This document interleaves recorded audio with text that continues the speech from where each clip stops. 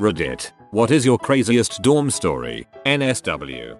I actually have a few, but one stands out. In my senior year we had smaller rooms, so you had your own room with no roommate. Usually on weekend evenings the place was always empty, as most students either went home or went out, as students do. I was too broke to do neither, but the guy across my room wasn't. He was a serious boozer. This one such occasion he calls me to his room rambling incoherently about how his life was a mess. I was a bit annoyed because I was like, dude, just sleep it off, I'm the mood for a chat. Especially when you are drunk and I'm sober. I then realized that he was saying last words kind of stuff like, I'm sorry, you have been a good mate. I was like, crap dude, WTF. He had a handful of Valium tablets and was planning to commit suicide. So I grab his hand just in time and we wrestle around his room for a while, with him trying to swallow the pills and me trying to take them off him and screaming for help.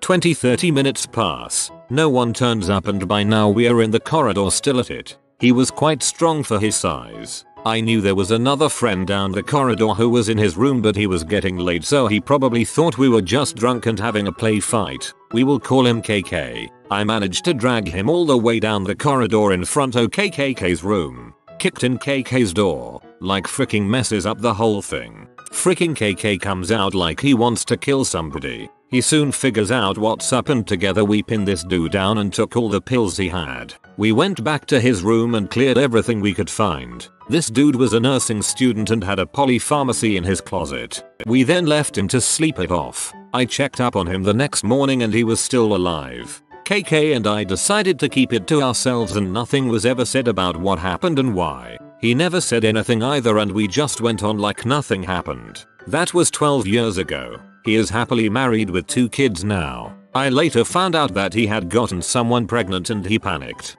He actually married that girl. So yeah, I stopped a guy from killing himself in college. Sorry for the warlord text. Wrote us on the train on my way home. Just thought I'll share.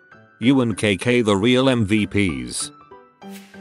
I was visiting a friend at another school for the first time. He and I were planning on smoking until we walked into his dorm room and saw a girl on his bed in labor. We were both speechless until his roommate came running back from the bathroom with a wet towel and said, "Don't freak out. Don't freak out." The girl turned out to be the roommate's sister who lived nearby and was visiting. She went into labor a few weeks early, so everyone was thrown off guard. They eventually took an ambulance to the hospital, and once they were gone we saw that she was sitting on my friend's bed when her water broke. We ended up cleaning up the mess for a while, then smoked like never before in order to get the image of a total stranger screaming her lungs out of our heads.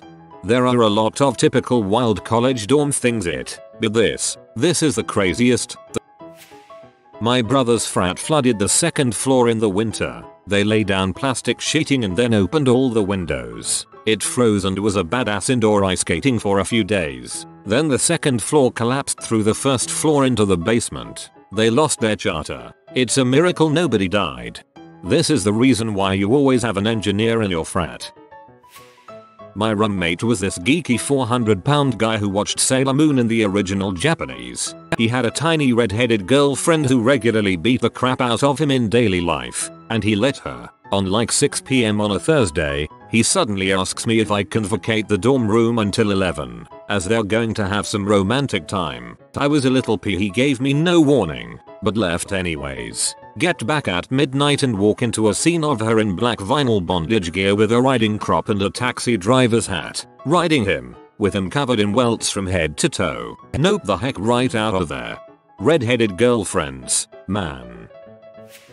My friend and I decided we would prank a mutual friend, and so we bought glow-in-the-dark paint. We snuck into his dorm room while he was in class and painted giant dongs all over his dorm walls and ceiling. I'm talking like 8-foot dongs that are curving onto every corner of the room, jizzing all over the ceiling. It was just a wall of big ugly fat dongs cooming everywhere. Luckily the paint dried on clear on the white walls, and when our friend went to bed that night, let's just say he definitely hated us. The paint really never came off, so him and his roommate, who hated us, had to sleep the rest of the semester gazing into the galaxy of dongs. Paint over it, other dude. Jeez.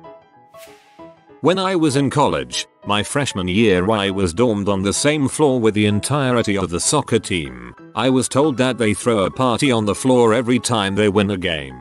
so lock my door on game nights. Soccer started up but they never threw a party, so I assumed our team just sucked hardcore. One night I was getting back from drinks and pool, billiards, not swimming, late into the soccer season and hear music on my floor. I guess they won. When the elevator doors opened, there was music blasting but no one in the lobby, so I assumed they were just holding it in some of their rooms or something. I went to my dorm room and grabbed some stuff to take a shower, then went to the communal unisex bathroom. When I got in there, I realized the party was in the bathroom. There was probably 30-40 people in there partying and no one was really clothed. Most wore towels around their waists and some girls were just straight up naked and drinking out of solo cups. They had huge speakers set up on the sink counter. People were hooking up in the stalls, mostly because I was already tipsy from hanging out with my friends. I decided to take a shower during their party anyways. I got past everyone and got in an empty shower stall and started washing up as quick as my wobbly self could. Before I could finish, a cute girl wearing just a towel around her waist and exposing her breast opens the curtain and sees me, and just giggles and jokes about how I'm actually showering during a party. I found out months later her name was Claire. She told me she'd wash my back and started rubbing my back, but didn't use soap and accidentally crushed her solo cup in her hand and on my back, pouring beer all over my back. While she is doing this, someone called for her and she shouted that she was showering with Kevin. I'm not Kevin or look anything like either Kevin from the soccer team. A group of 2 guys and a girl come over and when they see me, they tell her I'm not Kevin, but she's not believing them. After like 2 minutes of arguing, they just start calling me new Kevin and offer me a shot. I took a shot with them. The girl who thought I was Kevin grabbed my dong and asked if I could make it move. Then her friends pulled her away and told her for real, that's not Kevin. They got her back to her dorm room after that. During this whole time, I was almost completely silent except for telling her I'm not Kevin and accepting the shot. The people I took a shot with were all from my floor, and the guys called me new Kevin for the rest of the year when they saw me. The girl who was with the guys just gave me dirty looks when we saw each other, and Claire just avoided me in embarrassment until I switched to a nicer dorm. After like 2 minutes of arguing, they just start calling me new Kevin and offer me a shot. Bahahaha, that's great. I was one of only like 3 freshmen on my floor. The rest were sophomore guys who all knew each other really well from their first year in high school and chose to live together in the dorm that year. The other 2 floors were female. One of the sophomores down the hall had his girlfriend in town for Halloween from another college, and as the night went on and people were just all over the place partying, it got pretty rowdy. At one point fairly early in the night, the room across from me got a lot of attention as it basically sounded like a porno going down. Lots of, well, you all know the dumb stuff chicks say, and obvious sex pounding on crappy dorm beds going down. Basically all of us were drunk and laughing outside the room enjoying the show, until we realized the guy from down the hall couldn't find his girlfriend. It was so crazy and sad at the same time, as the dude just sat there outside the room with tears in his eyes. They had been together since high school. To make matters worse, his friends tried to console him by saying how they know she'd hooked up with a bunch of other guys and never told him. Poor dude was crushed. On the bright side, he just sold his startup for 7 figures, so there's that. First story, we turned the bathroom into a sauna slip and slide room. We plugged the shower drains and blocked the part with the toilets with sandbags because we didn't want the water getting over there and getting toilety. We then turned the showers on and flooded the bathroom and partied. Eventually our RA walked in, looked at what we were doing, and promptly left since if he saw it he would have had to stop it. Second story, someone played a prank on our dorm by releasing a duck on our floor. The 3rd floor. The campus police were called so they took the duck away. I forget who did it, but when questioned as to how they said, I walked up to the duck, put it in a box, and walked away with it. My freshman year I worked in addition to being in school. It was a Saturday night and I was scheduled to work very early the next morning, so I figured I'd shower that night so I could sleep a little bit later. I go into the showers on my floor, turn on the light, pull back the curtain, and I see every single guy on my floor standing together in the same shower stall. All of them completely clothed and standing in complete silence. Each of them had a red plastic cup filled with ping pong balls. As soon as they saw me, each of them screamed and ran like bloody heck out of there. I never knew what the frick that was about. They probably almost got caught drinking and playing drinking games by the RA, so they decided to hide in the shower with the evidence.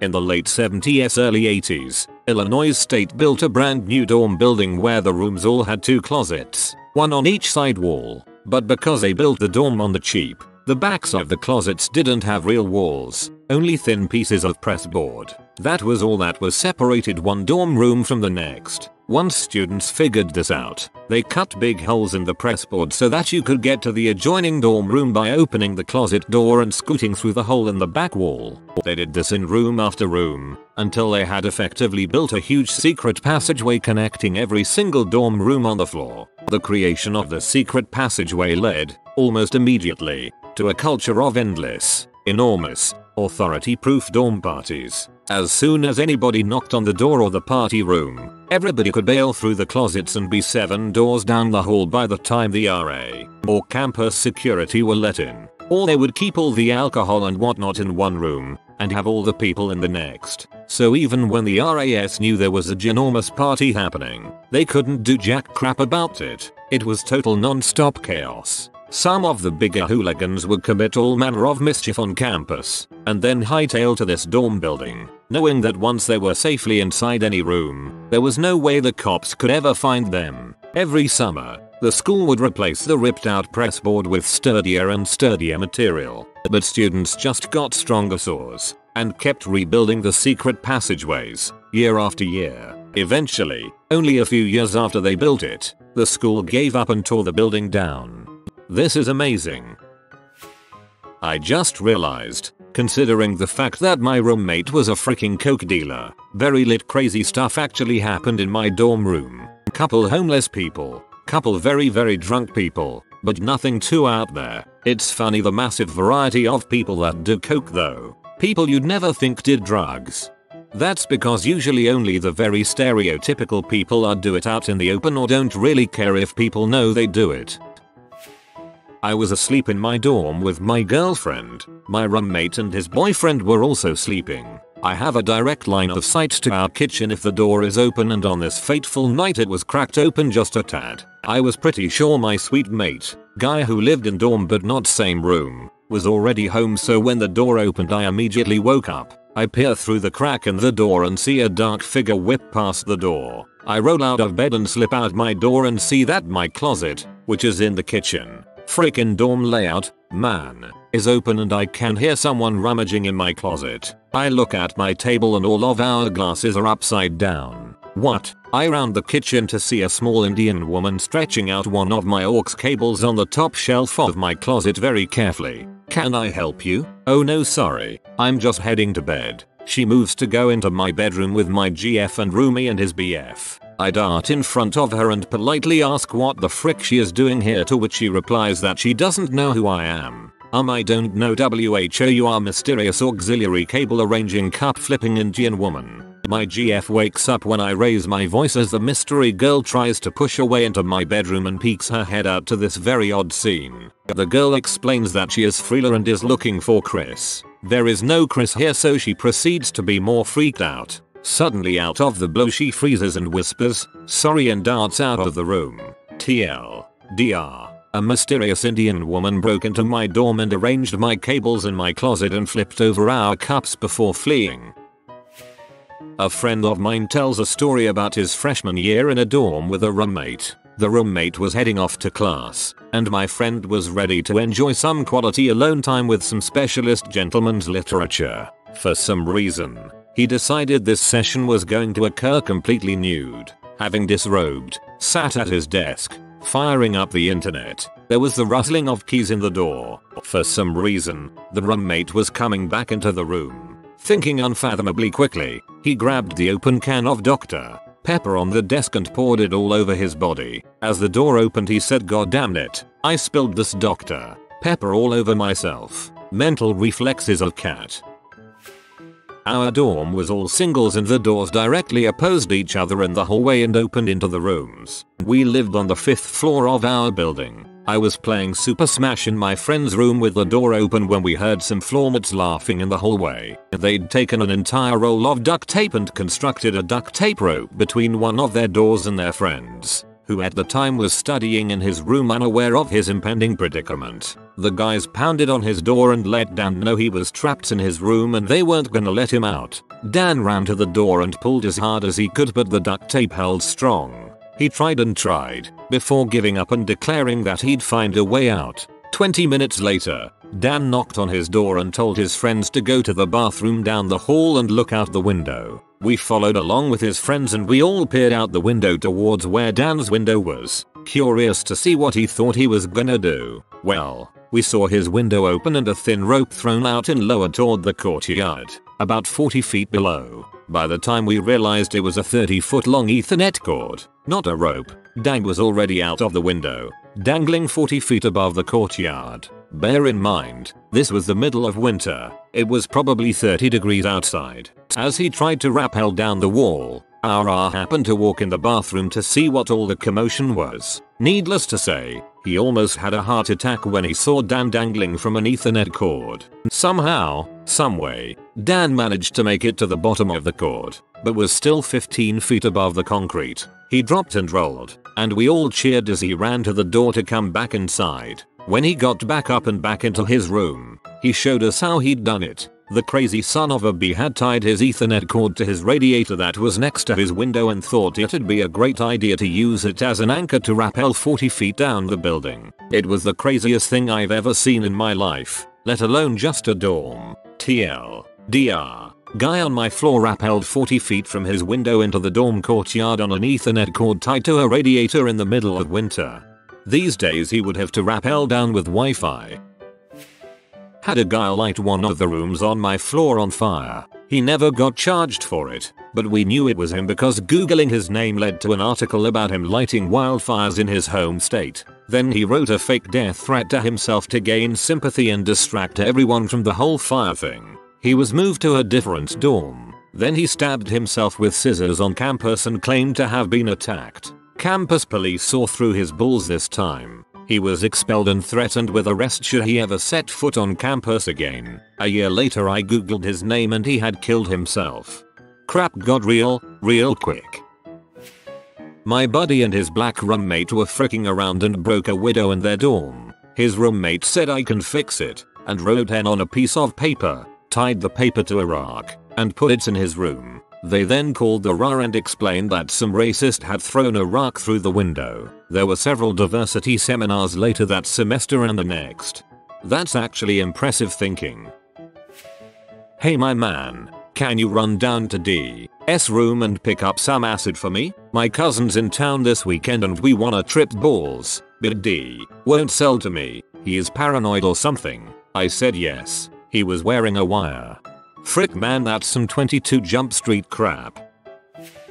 Not me, but my friends from an ROTC camp had some pretty good fricked up ones. My friends, total of 4, went to an ROTC junior military program camp for a month. They all had to stay in dorms for the duration as well. Friend D informs the group that he left his medication at home and then assured everyone that he didn't need it anyway. Fast forward to the night that they arrived. Friends A, B, and C wake up to the sound of squeaking, like the sound of something rubbing against a screen. They all start turning around in their beds until they see the unholy image of the moonlight shining through the window and illuminating friend D bare butt naked rubbing his balls across the TV while squealing like a pig. A few days later, friend D takes a crap in the shower when he thinks everyone is gone, also squealing like a pig. That same evening, friend B takes a break from cleaning the mess hall to go to the bathroom. Friend B takes a stall and starts to do his business when he hears the door open. Friend B looks at the bottom of the stall and recognizes the shoes that belong to friend D. Friend D then starts to pound on the stall. Friend B gets into a shouting match with lines along the line of "What part of occupied and farting don't you understand?" Friend D runs out the restroom, grabs a butter knife from the mess hall, runs back to the restroom, and then proceeds to use it to break the lock open on the stall that friend B was in. Friend D then kicks the stall door so hard that he breaks the door off of its hinges. He looks at friend B and says, "Oh, I didn't know you were in here, and then proceeds to take a dump in the sink. Give that kid his frickin' meds.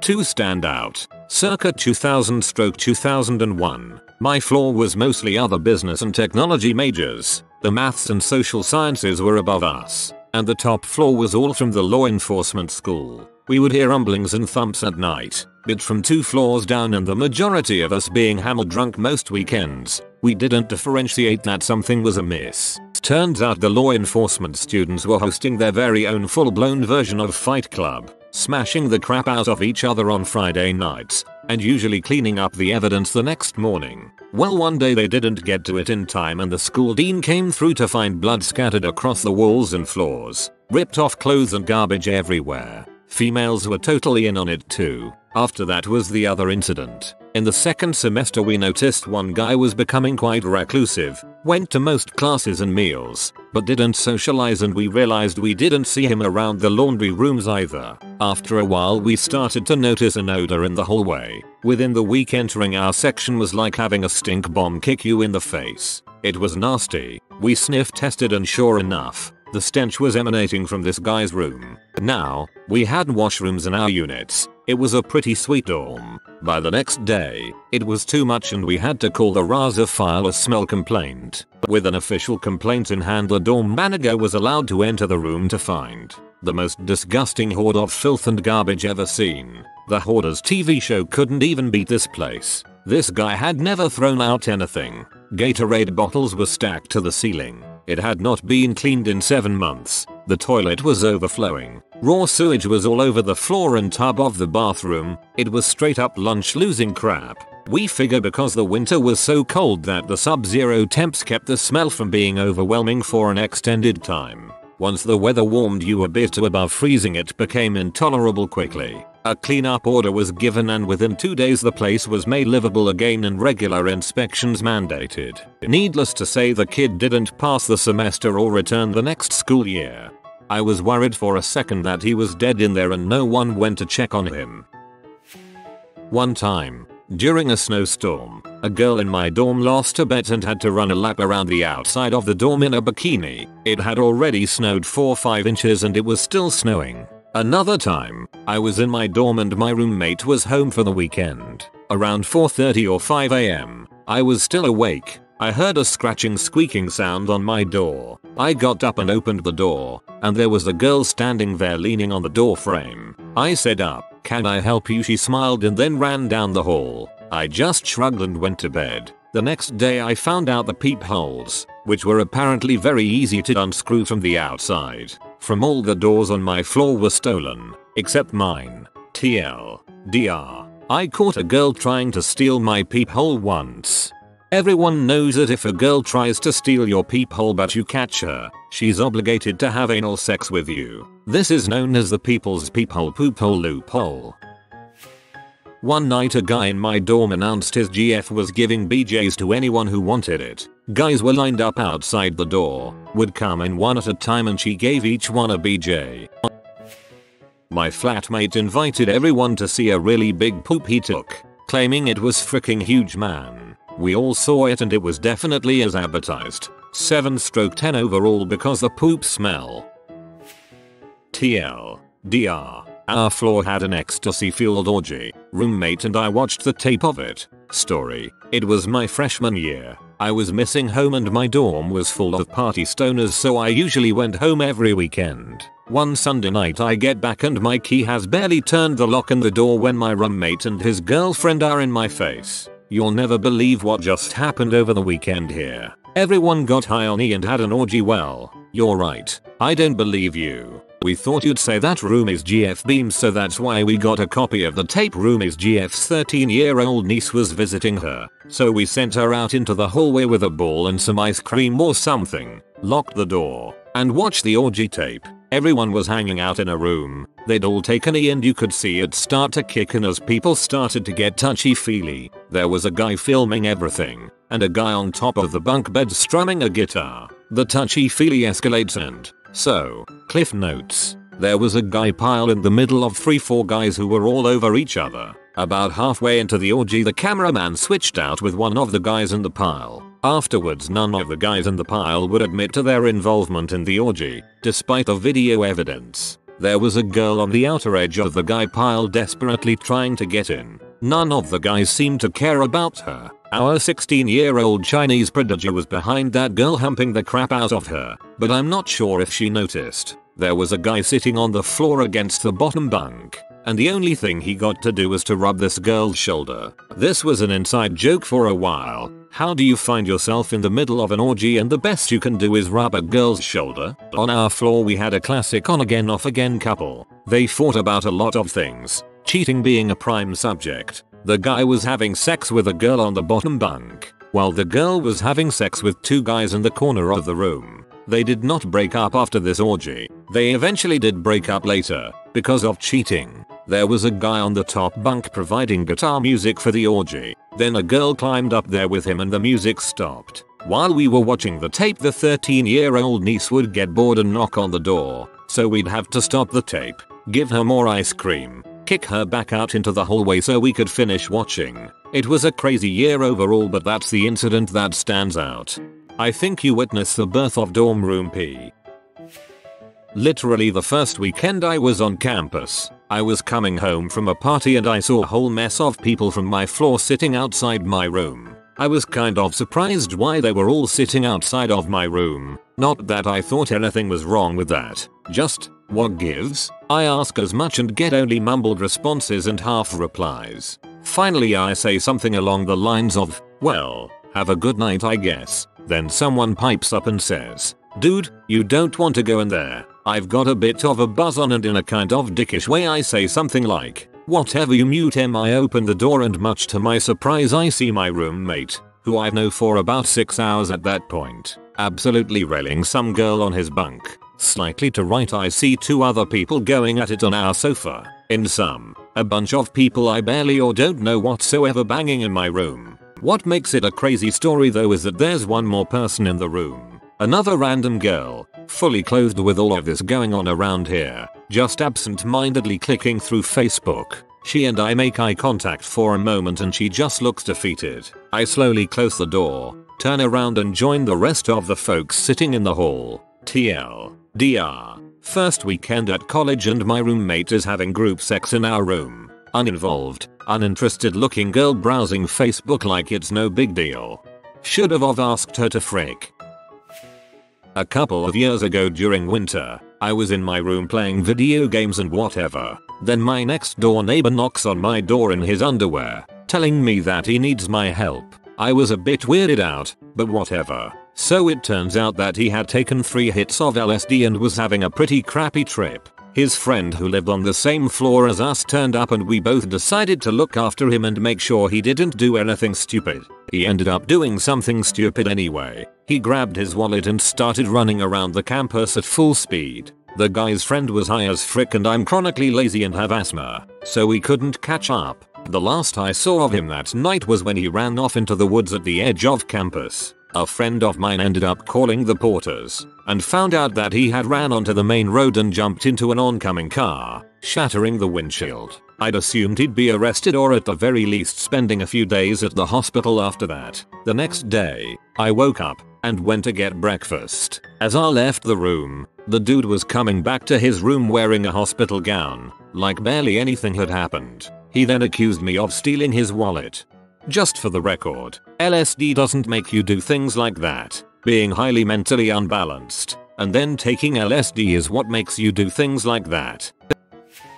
We duct taped 2 tubes together to make a beer bong long enough to reach 2 stories. We walked downstairs to the room below us and asked if we could bong a beer out our window into fires. After doing that we forgot to put the screen back onto our window and came back later that night drunk. Sat down to hear a freaking bat chilling on our futon next to us. We grabbed a tennis racket and chased it outside. Worst part was he crap on my bed. Sometimes I wish we would have kept it. TLDR. Big beer bong equals bat crap bed. Probably shouldn't be reading these as I'm at my new student orientation and sleeping in a dorm for the first time tonight. Oh well. Judging from your user, you're either going to be a raging alcoholic or be a straighter edge than a knife.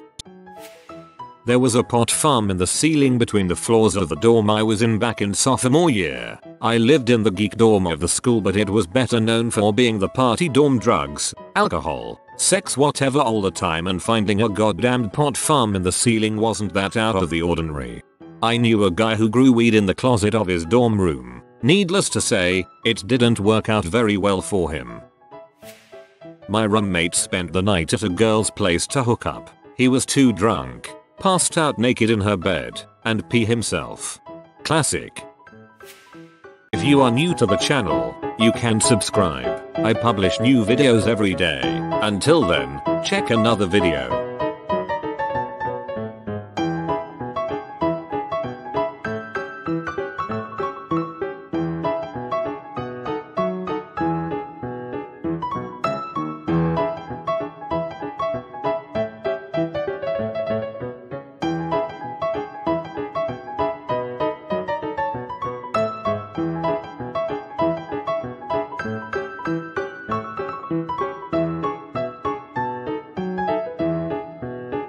Bye for now.